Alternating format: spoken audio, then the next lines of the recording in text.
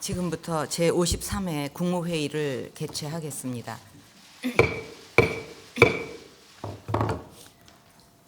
이제 한 해도 얼마 남지 않았습니다. 국무위원들께서는 한 해의 마무리에 최선을 다해서 국민들 삶이 좀 더 나아질 수 있도록 아직 마무리되지 않은 일들에 집중해 주시기 바랍니다.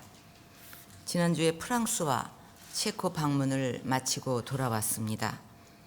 제가 우리 외교력 강화를 위해서 노력하는 이유는 세계가 서로 하나가 되고 경제의 지평이 넓어지고 있기 때문에 이제 우리나라만 보는 그런 정책, 그런 추진을 가지고는 세계 속 경쟁을 이겨낼 수가 없기 때문입니다.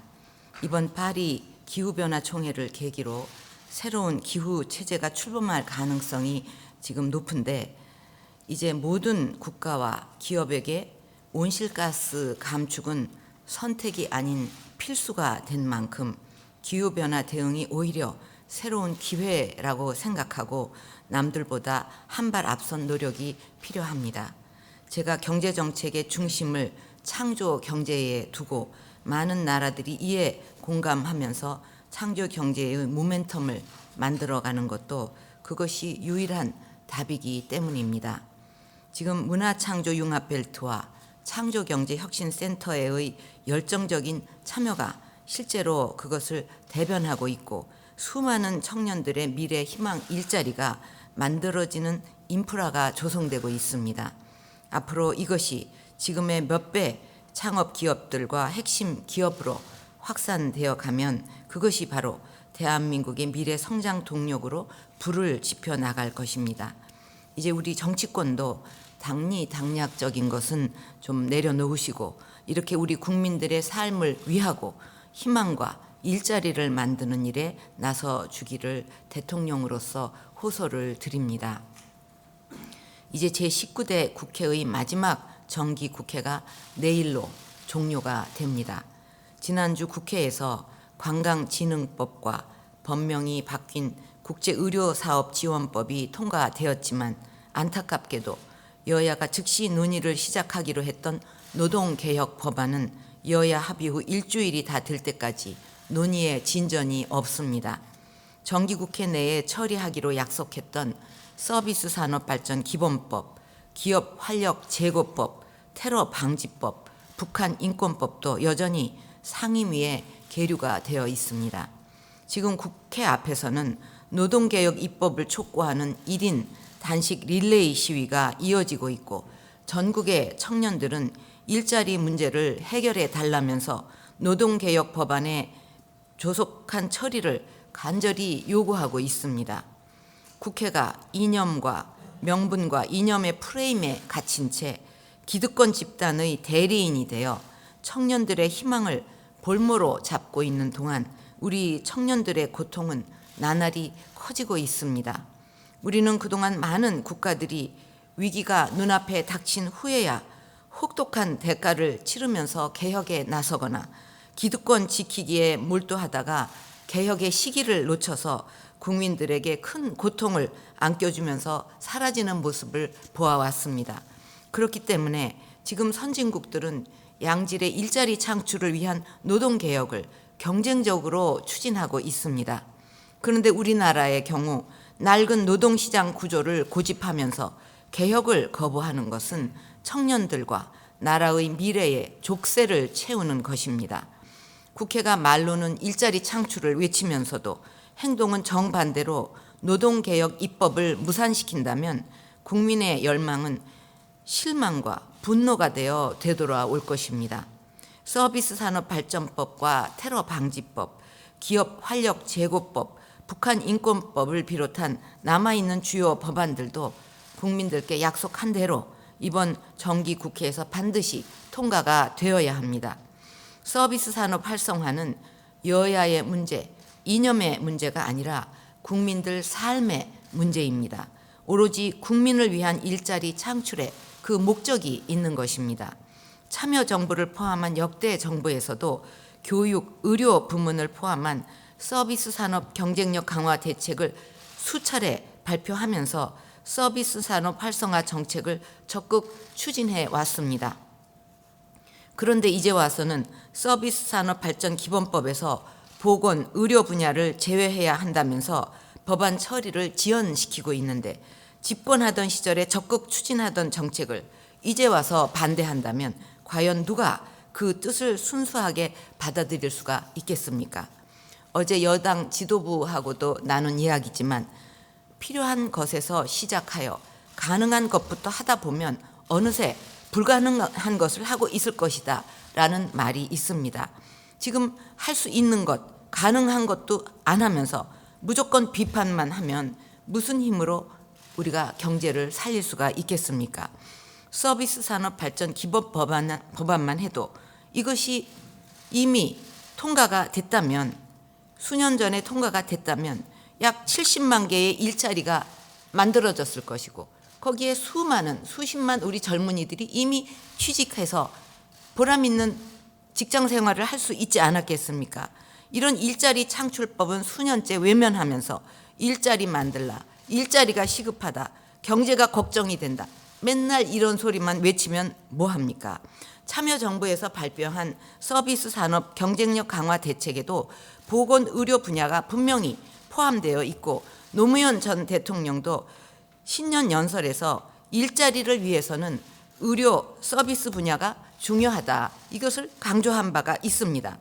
이제 와서 보건의료 분야를 제외하자고 하면서 법 통과를 안 하고 있는 것, 이것은 어떻게 우리가 해석을 해야 됩니까? 의료, 보건 분야는 우리가 제일 잘할 수 있는 분야이고, 또 이것은 세계적인 추세이기 때문에 우리만 우물안 개구리식으로 막고 있다고 막아지는 것도 아니고 결국 우리만 뒤떨어지게 될 뿐입니다.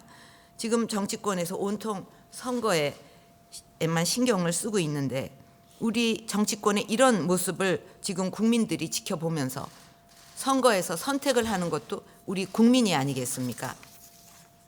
기업 활력 제고법은 공급 과잉, 수출 감소 등 어려움에 처한 기업들이 스스로 선제적인 구조 조정을 할 경우 정부가 이것을 지원함으로써 우리 경제 체질을 더 튼튼하게 하는 법입니다. 테러 방지 법안도 반드시 이번에 통과가 되어야 됩니다. 저는 이번 프랑스 순방에서 파리 테러 현장을 다녀왔습니다. 수많은 젊은 청년들, 예술을 사랑하는 그 수많은 젊은 청년들이 테러로 희생되었다는 점에서 참으로 가슴 아픈 일이었고, 어느 나라, 어느 누구도 테러로부터 자유로울 수 없다는 점을 다시 한번 절실하게 느낄 수가 있었습니다. 그런데 지금 우리나라는 테러에 충분하게 대응하기 위한 법률적 체제조차 갖추지를 못하고 있습니다. 테러 방지법이 15년째 국회의 문을 넘지 못하고 있는 동안 국제적인 테러의 위협은 더욱 높아지고 있습니다. 우리나라가 이런 기본적인 법 체계조차 테러를 방지하기 위해서 갖추지 못하고 있다는 거 이제 전 세계가 알았습니다. IS도 알아버렸습니다. 이런데도 천하태평으로 법을 통과시키지 않고 있을 수가 있겠습니까? 테러 방지법이 이번에도 통과되지 못하면 테러에 대비한 국제 공조도 제대로 할 수가 없고, 우리가 정보 교환도 할 수가 없습니다. 그것은 국민들의 생명과 안전을 책임져야 할 정치권이 국민들을 위험에 방치하는 것과 다를 바가 없습니다. 앞으로 상상하기 힘든 테러로 우리 국민들이 피해를 입게 되었을 때 그 책임이 국회에도 있다는 사실을 분명히 말씀드리고 국민들이 그 책임을 물을 것입니다. 이제 정기국회가 하루밖에 안 남았는데 하루만이라도 정치적인 논란을 내려놓고 국민들을 위해서 여야가 처리하기로 약속한 법안들을 조속히 처리해 주실 것을 다시 한번 부탁드립니다. 이 국회가 도대체 누구를 위한 국회입니까?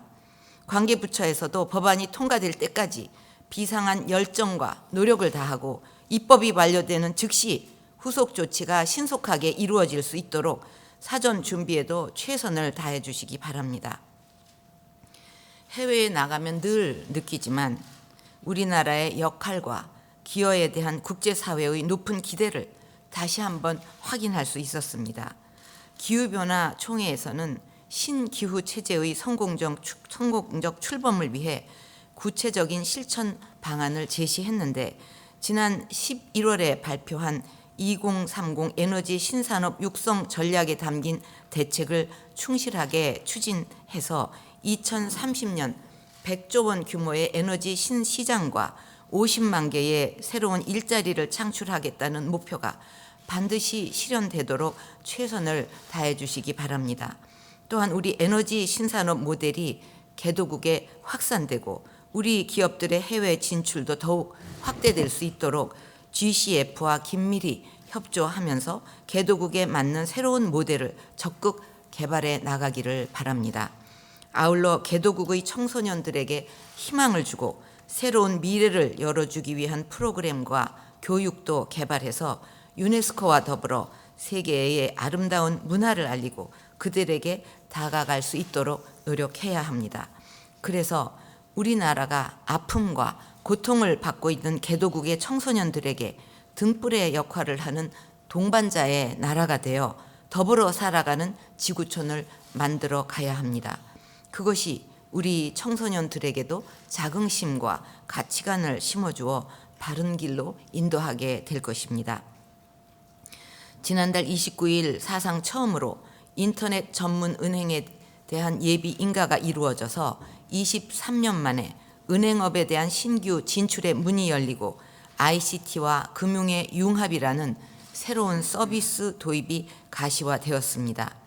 인터넷 전문은행 도입은 계좌 이동 서비스 시행과 함께 경쟁을 촉진하고 소비자 편익을 제고하겠다는 금융개혁의 핵심 과제로 추진해 온 것입니다. 우리의 4대 과제 중에서 금융개혁이 제일 와닿지 않는다. 도대체 금융개혁은 뭐를 하는 거냐, 이런 얘기들이 있었는데, 사실 인터넷 전문은행, 계좌 이동 서비스에 국민들의 관심이 많았습니다. 금융개혁은 이렇게 구름에 붕 뜬 그런 개혁이 아니라 실제 이렇게 인터넷 전문은행, 계좌 이동 서비스 같이 이 금융개혁을 통해서 이렇게 큰 변화를 지금 이루어 나가는 것입니다. 이로 인해서 벌써부터 기존 금융회사들이 혁신적인 핀테크 서비스를 도입하고 보다 저렴하고 편리한 상품 개발에 적극 나서면서 개혁의 효과가 나타나기 시작했습니다. 또한 지난 수십 년간 우리 보험 산업 발전을 잡고 있던 보험상품 사전 심사를 폐지하고 만능 통장이라고 불리는 개인 종합자산 관리 계좌를 통한 효과적인 자산 증식의 기회도 만들어졌습니다. 내년 1월 25일부터는 크라우드 펀딩 제도도 본격적으로 시행이 될 것입니다. 이러한 금융개혁은 과거 변화에 대한 막연한 불안감과 기존 산업 보호 등을 이유로 엄두도 내지 못했던 것들인데, 개혁에 대한 확고한 의지와 발상의 전환을 통해서 이루어낸 것입니다. 경제 혈맥인 금융이 치열한 경쟁과 혁신을 통해 근본적으로 변화한다면 대한민국의 새로운 먹거리 산업으로 도약할 수 있을 것입니다. 여기에서도 수많은 우리 청년들을 위한 일자리가 나오게 될 것입니다. 자본시장 개혁과 활성화 등 남은 금융개혁 과제들도 차질 없이 추진하고 불합리한 규제와 관행을 발굴하고 개선하는 일도 지속적으로 추진해서 정말 우리 금융산업과 금융시장이 확 바뀌었구나 하는 말이 나올 수 있도록 해 주시기를 바랍니다. 이상입니다.